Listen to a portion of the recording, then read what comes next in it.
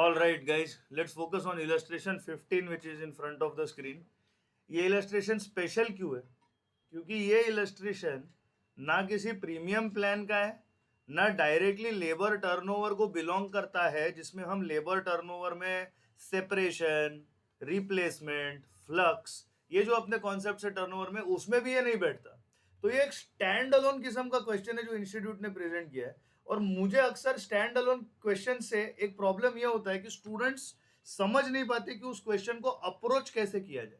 तो क्वेश्चन भले इजी हो, इजी तब होगा आपके लिए जब आपको इसका अप्रोच समझ में आएगा. अब इस क्वेश्चन को हमें पहले अप्रोच को समझना है कि हमें जो मांगा गया है उसको ढूंढेंगे एक्चुअली किस तरीके से.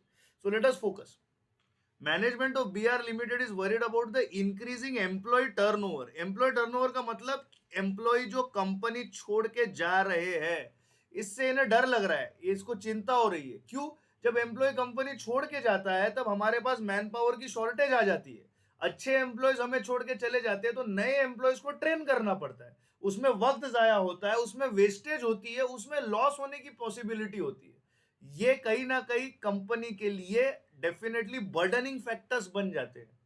तो हमें यह देखना है कि एम्प्लॉय टर्नओवर से निगडित, एम्प्लॉय टर्नओवर से रिलेटेड ये क्वेश्चन आगे हमें कहां ले जा रहा है. So they are worried about their increasing employee turnover in their factory, and before analyzing the causes and taking the remedial steps, it wants to have an idea of the profit foregone. Profit foregone का मतलब employee turnover की वजह से हमारा कितना profit हमें छोड़ना पड़ा, हमारा प्रॉफिट कितना कम हुआ, हमारा कॉस्ट कितना बढ़ा, इसकी वजह से क्या हुआ, ये हमें ढूंढ के निकालना है. पिछली साल हमारे सेल्स अमाउंटेड टू 8,03,300 और हमारा पीवी रेशियो 20% था. The total number of actual hours by the direct employees force was 4,45,000. 4.45 lakh hours इन्होंने काम किया है. The actual direct employee hours included, इस 445 के अंदर इंक्लूडेड है 30,000 घंटे attributable to the training of the new recruits. इस 4,45,000 के अंदर 30,000 घंटे पड़े हुए जो न्यू रिक्रूट्स के ट्रेनिंग के लिए रिलेटेड है. Out of which half of the hours were unproductive. इस 30,000 के अंदर से आधे घंटे अनप्रोडक्टिव थे. मतलब 30,000 घंटे भले आपने लगा दिए हो, 15,000 घंटे एब्सोल्युटली वेस्ट ऑफ टाइम था. आप उससे कुछ अच्छा हासिल नहीं कर पाए. As a result of the delays of the personnel department in filling vacancies due to employee turnover, 1 lakh potentially productive hours excluding unproductive training hours were lost. What is the meaning of this? As a result of delays by personnel department, personnel मतलब recruitment HR, इनके हाथ से delay हो गई बेचारों के हाथ में, तो वैकेंसीज वो भर नहीं पाए.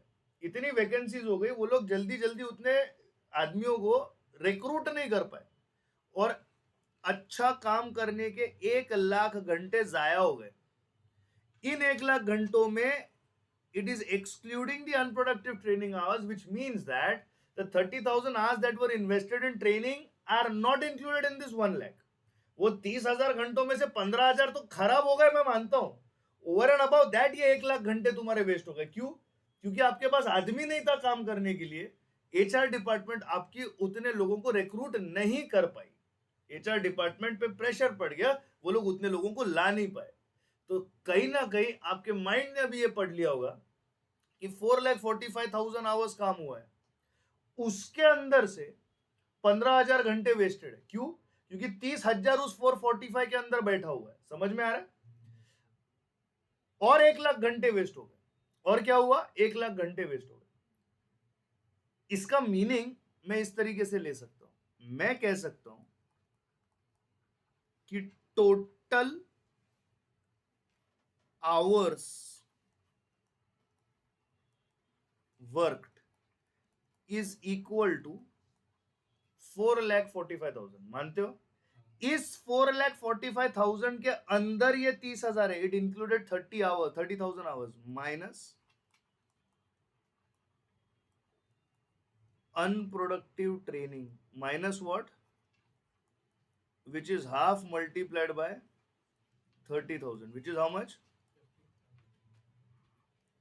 कितना बन गया? सर 430, सर 430 माइनस है, प्लस नहीं, माइनस है। तो ये क्या हो गया? दिस इज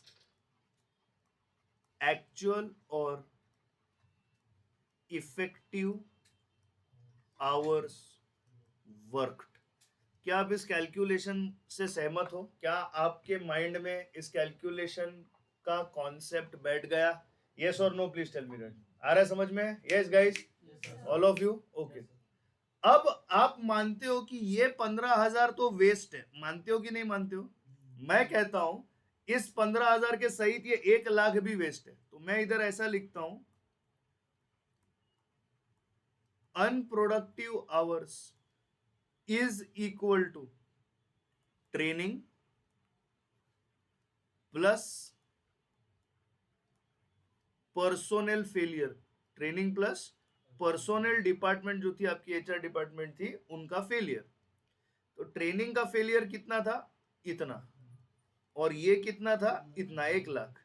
तो मैं मानता हूं कि 1,15,000 घंटे अनप्रोडक्टिव थे, ये वेस्टेड थे। क्या आप इस बात से सहमत हो? यस और no, please tell me right.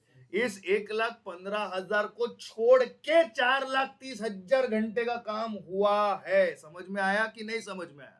अगर ये घंटे अनप्रोडक्टिव नहीं होते तो 5,45,000 घंटे काम होता। 1,15,000 जो वेस्ट हुए और 4,30,000 जो हुए, पर ये 1,15,000 घंटे वेस्टेड है। समझ में आ रहा है कि नहीं समझ में आ रहा है?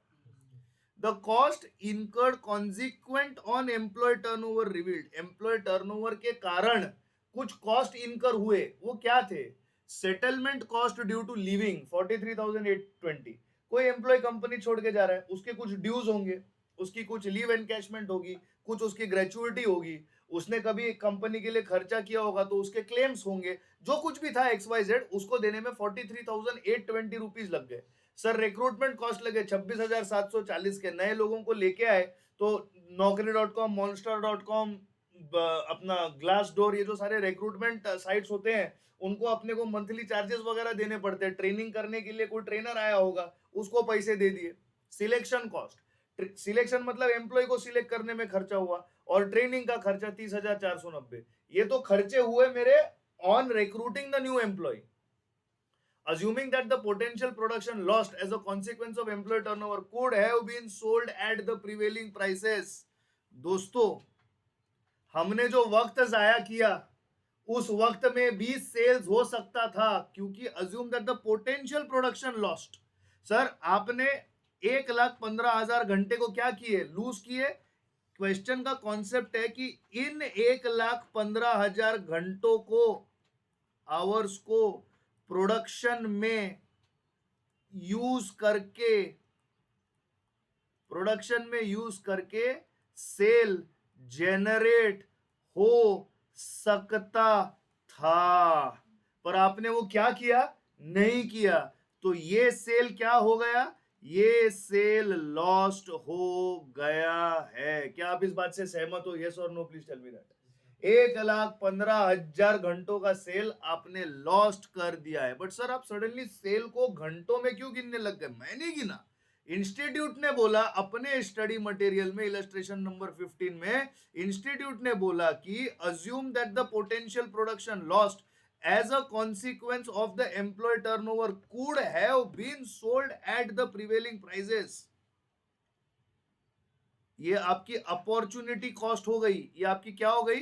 एक किस्म की अपॉर्चुनिटी कॉस्ट हो गई। क्यों? आपने ये घंटों को वेस्ट कर दिया।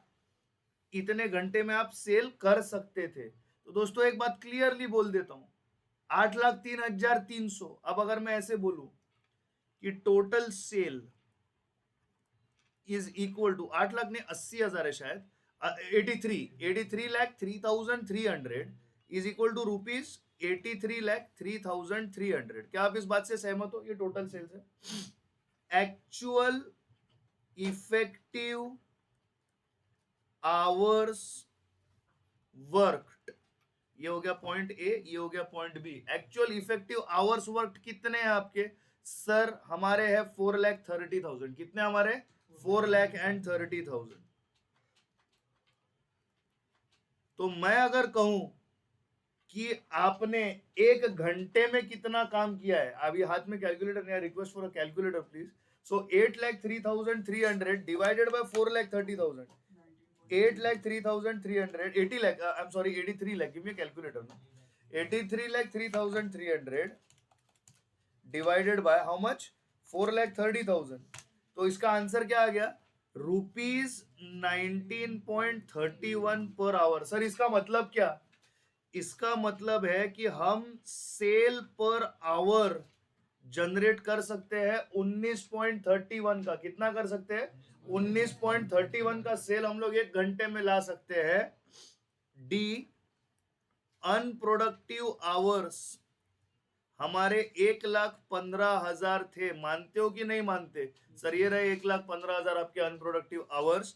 सर एक घंटे में 19.31 का सेल ला सकते हैं, तो 1,15,000 घंटे में हम 22,20,650 का सेल ला सकते हैं। ला सकते कि नहीं ला सकते, आप लोग बोलो मुझे, यस और नो करो कैलकुलेटर पे। 22,20,650। What is this, this is sales lost.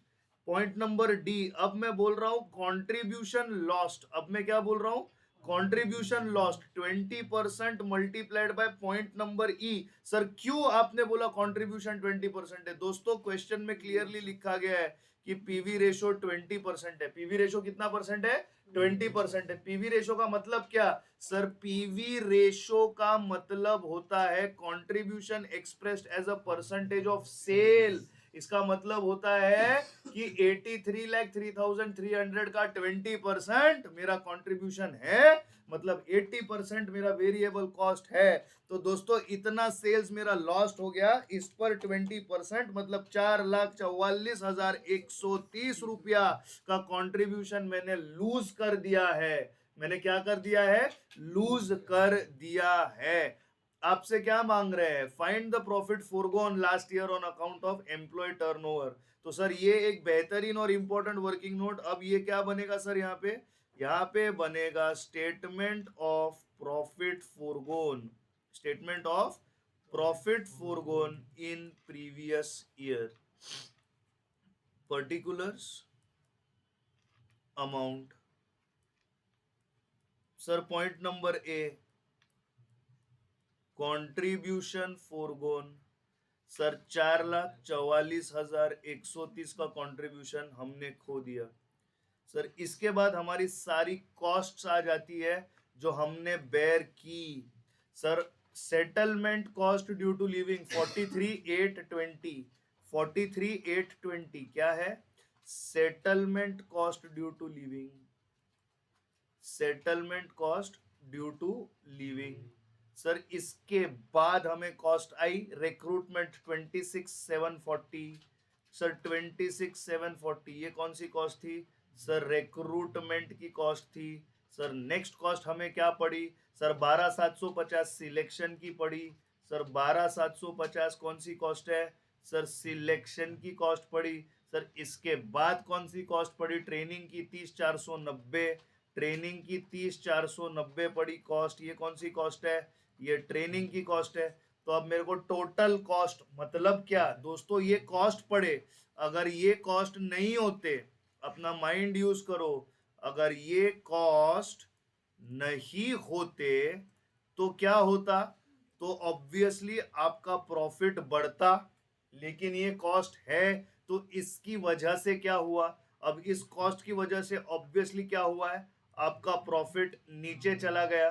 तो आपका प्रॉफिट कितने से नीचे चला गया, 4,44,130 plus 43,820 plus 26,740 plus 12,750 plus 30,490। What is the answer please, is it 5,57,930?